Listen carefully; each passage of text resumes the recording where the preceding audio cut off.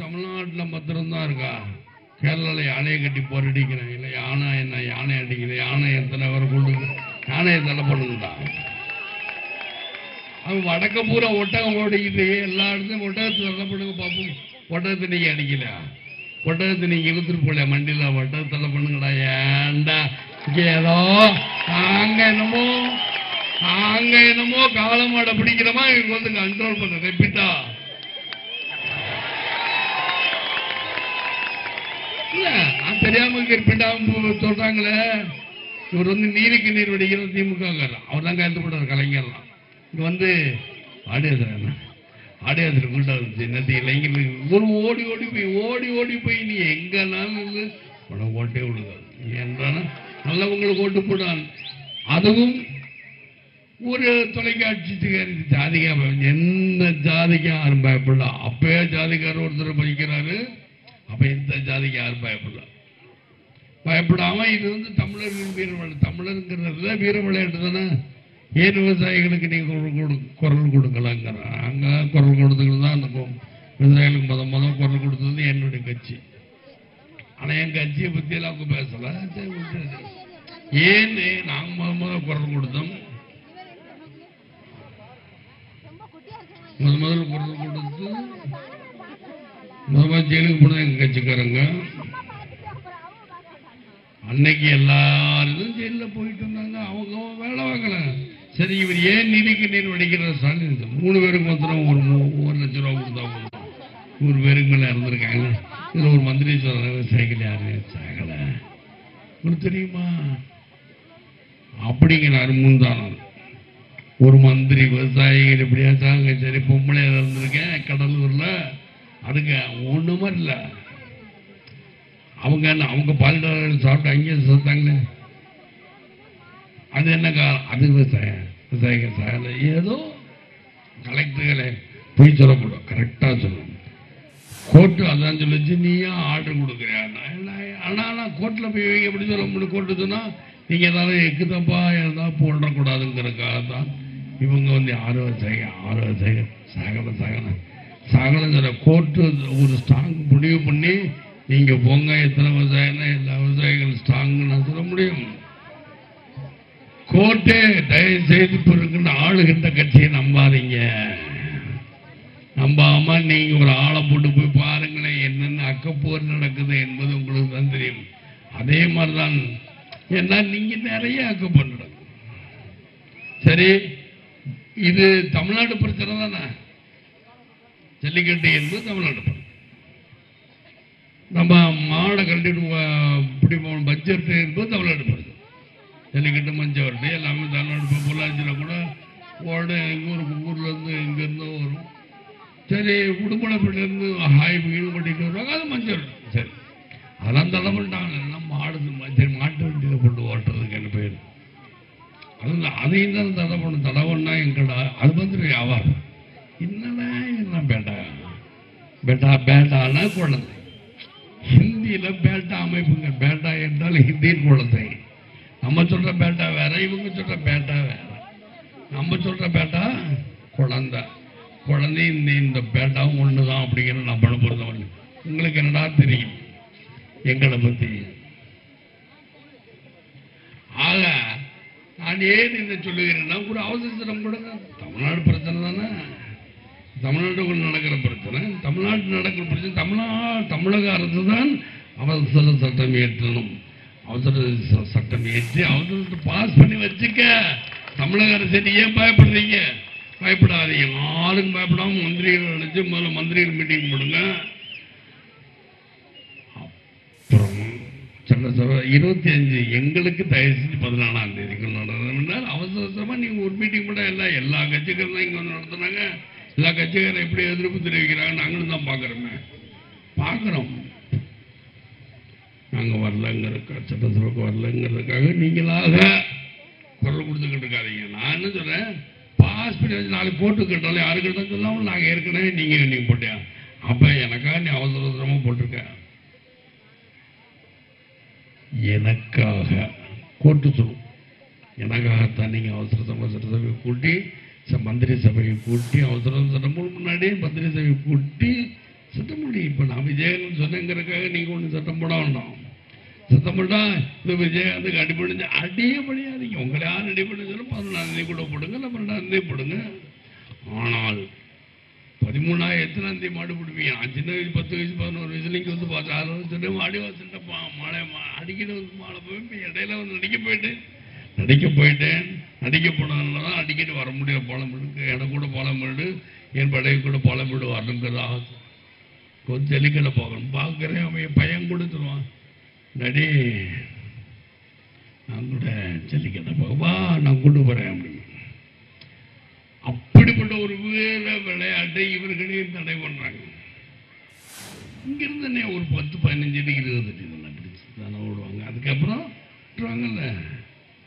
இது ஏன் தடவை? ஒரு 3 நாள் அல்ல 5 நாள் நடத்தலாம். நடக்கட்டுமே, நடக்கிற வரைக்கும் நடக்கட்டும். 3 மாதம் கூட நடக்கணும். மஞ்சள் 3 மாதமும் எந்த ஊரிலும் ஜல்லிக்கட்டு நடக்கணும். நீ ஏதோ ஒரு காலக்கெடு 5 நாள் தான் நடத்தணும். எங்க வீட்டில் அத்தனை ஆண்டு ஒரு சின்ன கண்ணே வளர்க்குறேன். லட்சுமின்னு ஒரு மாடு. அதே மாதிரி நானே வந்து மீனாட்சிங்கிற ஒரு மாடு.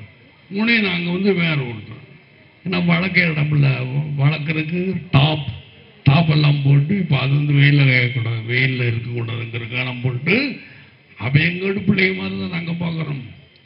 அப்போ எப்படிதான் நீங்கள் மாத்திரம் களமாட்டை துன்புறுத்துறீங்க, நீங்கள் மாத்திரம் சொல்கிறீங்க. அவங்கவுங்களோட பிள்ளைகளை தானே வளர்க்குறாங்க. எங்கள் மாமான சின்ன வயசில் ஆமாம் எங்கள் மாமா ஒரு பையன் அவரு போட பண்டத்தோடு போட்டு வந்திருக்கு. கலந்து மாடு சும்மா சுற்றிட்டு போய் நான் அப்படிமா எங்கள் விருந்தினருக்கெல்லாம் வண்டி வர்றாங்க. 3 மைலுக்கெல்லாம் எங்கே வண்டி வரும். வண்டியில் மெதுவாக நீங்கள் அடிச்சு தான் விட்டுவீங்க. நீங்கள் வேணாம் மெதுவாக எனக்கு வேணாயா அப்படி மாதிரி. அப்போ பெரியமா வந்து தயசு ஆமாம் மாடெல்லாம் கொடுக்க முடியாமா அப்படின்றாரு. என்ன மாமா அப்படி நம்ம வாழ்ந்துருப்போம். எங்கள் பாபாவை கூட திட்டி விட்டாங்க, இந்த பாபாவை ஏன் எப்படி நடந்துக்கிறாரு அப்படின்னு சொல்லி பேசாமல் திட்டிகிட்டு இருப்போம். என்றால் மாடை பற்றி அப்படி ஒவ்வொருத்தங்களும் மாடுகளை எப்படி ஒவ்வொருத்தங்க வீட்டு பிள்ளைங்க கூட தான் வளர்க்குறாங்க. குடுப்பாட்டி சீராட்டி முட்டை. நான் வந்து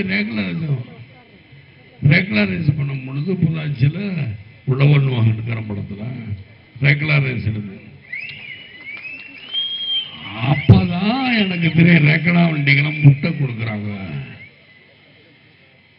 மாடு முட்டை சாப்பிடும், எல்லாமே சாப்பிடுது. அப்பதான் பைக்கணும்.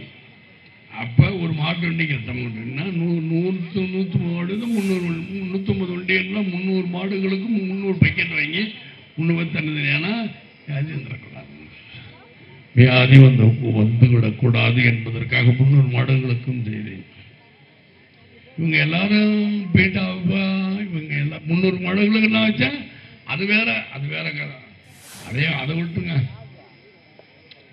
அப்ப என் பையன் கேட்குறான், என்னடே இந்த மாதிரி நீங்க இந்த மாதிரிலாம் இதுக்கெல்லாம் போறீங்கல்ல, தமிழர் என்று சொன்ன ஒரு படம் நின்று போச்சு. அதை பத்தி ஆளுகின்ற கட்சியும் இருக்கு. நான் ஆண்ட கட்சி மறுத்தி இருக்கேங்க. தயப்பாடு தான் வாங்கிட்டேன். இந்த காசு கொடுத்த திருத்தனம் வாங்கி அக்ரிமெண்ட்ல கையெழுத்தினால எல்லாரும் எனக்கு தான் சொந்தம் வாங்கி வச்சிருக்கேன். ஆக இதான் இதுக்காக நீங்க இது வந்து பொதுநலம். இது தமிழன் என்று சொல்லுங்கிற படத்துக்கு நானாக குரல் கொடுத்துக்கிட்டு தான் பொதுநலம். சுயநலமாக எதையுமே பொதுநலம் என்றால் இதுதான் பொதுநலம், அது சுயநலம். சொல்ற புரியுதா? சுயநலமாக நாம் செயல்படுவோம் என்று எல்லோரும் சொல்லுவாங்க. எனக்கு அதெல்லாம் வேண்டாம். அதாவது பொதுநலமா இதையா சினிமாவை போய் எடுத்துப்பேன். என் பையனே ஒன்றும் சொல்ல, 2வது பையன் தான் நினைக்கிறான். அவனே ஒன்றும் சொல்ல, நீ என்ன புத்தகம் நீ இருக்கிற அவன் எல்லாம் இப்போ தமிழ் அப்படி அவனுக்கு சரி நீங்கள் போயிட்டு வாங்க, முன்னாடி 10 ரூபா போயிட்டு வாங்கன்னு அவங்க அம்மா இந்த வரைக்கும் எனக்கு அனுப்பிடுவாங்க. அவங்க அம்மா மதுரையில் இருக்காங்க, இல்லை இங்கே வந்திருக்காங்களோ வேறு 2 இங்கே வந்திருக்காங்கன்னு எனக்கு தெரியாது. ஏன் இதை சொல்லுகிறேன் என்றால், அவ்வளோ தூரம் என்னை கண்ணும் கருதோ பாதுகாக்கிறவங்க தான் என்னை சித்திரிக்கும் போது நீங்கள் நம்ம நாட்டையா விட்டுருக்கீங்க. மாடையும் கண்ணும் கருத்துமாக வாடிவாசல் என்பது இவங்களுக்கு என்ன தெரியும்? வாடிவாசல் இப்படி இருக்குன்னு பார்த்துருக்காங்களா? சென்னையில் இருக்கவங்கள பார்க்கலங்கிறக்காக நேற்று போட்டோ எடுத்தேன். வாடிவாசலாம் போட்டோ எடுத்துருக்காங்கள்ட்ட நான் ஈஸியாக எப்படி சொல்றீங்க? என்னையா ஊர் ஆடு தானே உள்ள அமறிவீன ஏண்டா உங்களுக்கும் அந்த ஜாதிக்கு என்ன வித்தியாசம்? மாடுங்களுக்கும் தான் ஒன்றும் இல்லை. அப்போ நீங்களும் அதே தான் நடந்து வரீங்க. அப்படி அந்த இடுக்கில் தான் நான் நடந்து வரணும். அப்போ பார்த்த சார் இடம் சொன்னேன். நீ என்ன சொன்ன, வாடிவாசலை மறைத்து ஒரு மேடை போட்டுறாம. நம்மளுக்கு கூட்டத்தை பற்றி கவலை இல்லை. கூட்டம் கொஞ்சமாக கொஞ்சமாக நஞ்சமாக இருந்தாலும் எனக்கு கவலை இல்லை. ஆனால் வருகின்ற நேரத்துக்கு இவங்க எப்போ சொன்னாங்களோ பாரு. ஆனால் கூட்டத்தை பற்றியெல்லாம் வாடிவாசலை மறைத்து நீங்கள் மேடப்படக்கூடாதுன்னு அப்போ பார்த்த சார் இளங்கோவையும் சென்னையிலிருந்து கூட்டு வந்தேன். இங்கே இருக்கிறவங்க பார்த்துக்குறவங்க வச்சு இருந்தாலும் நான் கூட்டு வந்தேன். ஏன் பாலச்சந்திரத்தை நான் சொன்னது மட்டும் இல்லை, இங்கே இருக்கவங்களும் கேட்கணுங்கிறதுக்காகத்தான். ஆக இதை ஏன் இது நானே சாதாரண ஒரு 3 மாடு தான் வளர்க்குறேன். 3 மாடு வளர்க்குறதுக்குள்ளே நான் படுற பாடு. ஒருத்தனை கொண்டு வந்து எக்ஸ்ட்ரா வீட்டில் போட்டு இனிமேல் போனார் எல்லாருமே போடுறேன். அப்படியே நடைபெறுங்கள். வாடி அப்படியே இருக்கப்பட்டு நீங்கள் பாருங்கள். மண்ணை குத்தணும், மாட்டு கொம்பு சீவ வேண்டும் இல்லையா? மாடு கொடுப்பாடு உடனே டிவியில் போட்டு அது குத்துறதையே காட்டுறாங்க. குத்துறது பிடிக்கிறது தான் காட்டுறான். டிவிக்காரன் கூட பார்த்தீங்கன்னா மாடு பிடிக்கவும் மாடு தூக்கி குத்தி அணைக்கிற பிடிச்சி உருகுற போட்டா என்ன தூக்கி வந்தால் இதே போட்டாருனால பயந்துட்டான்.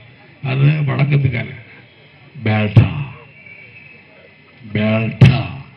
ஆனாலும் சொல்லி நீங்க புரிஞ்சுக்கணும்னு சொல்லிக்கொண்டு இப்படி பேர் நன்றி வணக்கம். மக்களே ரொம்ப நேரம் நீங்களும் வெயில ரொம்ப நேரம் நன்றி வணக்கம். பேட்டா பேட்டா அப்படின்னு சொல்லிட்டு